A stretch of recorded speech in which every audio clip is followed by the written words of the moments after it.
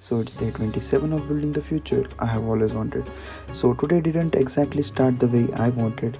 I stayed up pretty late last night just chilling, and this morning I paid the price. I woke up with zero motivation, and for the first time in a while I skipped the gym. I could have spent the whole day feeling guilty about it, but didn't want one bad start to ruin the rest of the day. Instead, I got to work. I spent a few hours optimizing my portfolio. Most people only notice the final website, but they never see the tiny improvements happening behind the scenes. Better performance, cleaner code, smoother experience. Those little things actually matters. Then I switched to interview prep. Every interview is getting closer, so I'm just trying to show up every single day and improve a little bit. And of course, I wrapped up the day with my daily lead code problem. At this point, it became a habit.